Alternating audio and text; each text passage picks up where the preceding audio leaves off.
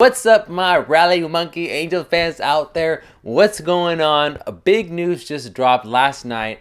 Okay, now I remember this is casual baseball. Okay, we don't have all the top hard-hitting numbers. We just have a lot of opinions here. Okay, but now this is the first thing off the bat. Angels got Joc Pederson, Dodgers left fielder. Now, initially I was like, what?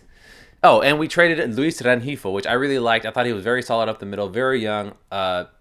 Who's to say how good he's gonna be? We don't know yet. I like how he looks. To me, he plays like a guy who's older. I was shocked when I found out he was 22. So solid infielder.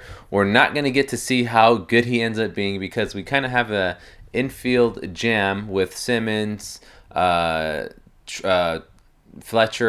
La Stella, Rendon, Pujols. So where were we going with this? Oh yeah, at first I was like, Joc Pederson, man, that's just the freaking cocky left fielder who gets like super overhyped, who has a low batting average.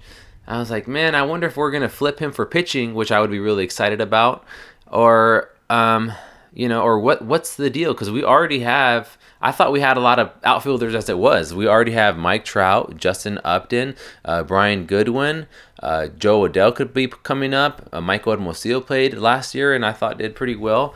Because the first thing I think of is he hit like a triple against the Astros in late in the season last year. He was just flying around the bags. He seems like he's super fast. So I'm thinking like, why do we get this guy? But then I looked a little more into it, and I'm like, well. Peterson's batting average isn't that bad. It's like at 250. And, then I started comparing him to Upton. Obviously, I couldn't really compare Upton's last year because he was injured for most of the year. So I was thinking of the year before. And I was like, he's not that far off of Upton numbers-wise. If not, he's actually ahead of him a little bit. I think maybe Upton's on-base percentage was maybe slightly higher than Pederson's. But, I mean... or it was the other way around. I don't know, but it wasn't nothing crazy. So I'm like, okay, he's actually, he's a solid player in that sense. He hit 36 home runs. He was batting like 250. On base percentage was 3-something. And I was like, where is he going to bat in the lineup? And then I saw someone on Twitter put, a potential Angels 2020 lineup, and they had him batting leadoff. And I was like, oh, wow, I didn't even think of that. And I'm thinking, then I started thinking like, okay, well, what does Pederson look like if he bats with Trout as protection? Because it was like Trout, it was Pederson, Trout, Rendon, Ohtani as our 1 through 4, And then I was like, is he gonna hit more? Is he gonna hit better? Is his on base percentage gonna go up even more? So. In a sense, even if we don't flip him for pitching or something, he could be very useful. And also, he's a left-handed batter, something that Cole Calhoun was.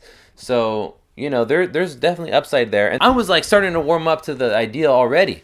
And then we got Ross Stripling from the Dodgers, including it as part of that deal, as well as one minor league prospect. I forgot last name, Pages. He's supposed to be pretty good. I think he was in the Dodgers like 28 to like 30-something range as far as like how good of a prospect he was, and then he instantly became the Angels like number 8 or number 10 prospect, somewhere around there. So pretty solid prospect there.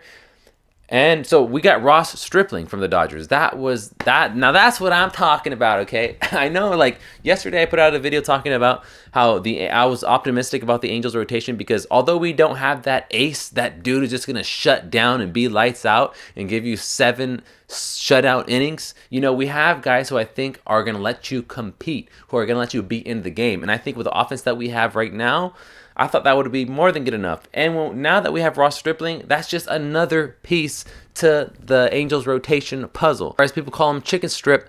He might not be the best shutdown ace pitcher, but he is another guy who's going to give you a chance to win. So I'm starting to like it. I think so. We're looking at Ohtani, Heaney, Teheran, Bundy, Stripling, and I'm forgetting someone. Darn. It's going to bug me now. Who am I forgetting? Oh, Canning. How could I forget Canning? Canning, yes. So that's a pretty solid 6. I think those are 6 guys who can go out there and keep you in the game. And that's all we're looking for. I didn't think we had a terrible year last year.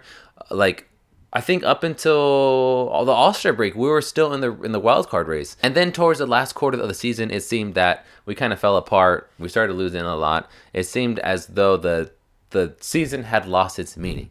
So, my thinking is, okay, our offense got better, our defense got better with Rendon and Pederson potentially.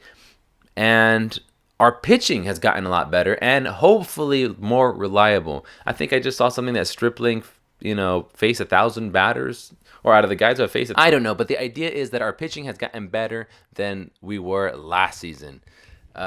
Which reminds me, last season, geez, I went to a Twins Angels makeup game, and Harvey, the Dark Knight, was coming out to pitch, and I was mildly excited. I was like, I don't know if it was his first game back from being injured or whatever. Anyway, long story short, he wasn't completely healthy and gave up a bunch of dingers. And it was crazy to see just the baseball just keep flying and flying out.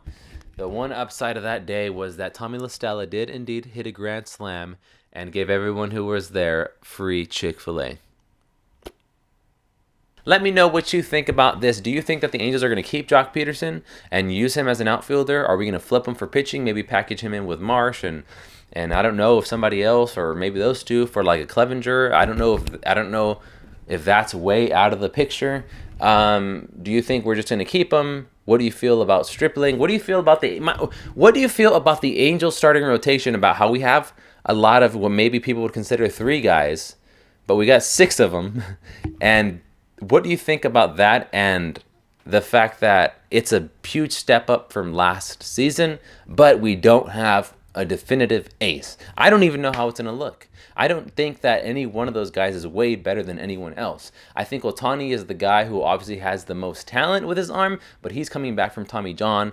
So he's, we're gonna take care of him. We're gonna make sure he doesn't throw too much. Same thing with Canning. Which, if one of those guys gets injured, or if, they don't have the ability to pitch as long as we need them to, we still have like Barria, we still have Sandoval, we still have Suarez. Maybe those guys can come up big for us. Who knows? Anyways, that's it for today. Good news, I think, overall for the Angels. We wish Luis Rengifo the best. Hopefully he turns into a great MLB player. I'll catch you guys in the next one. Bye.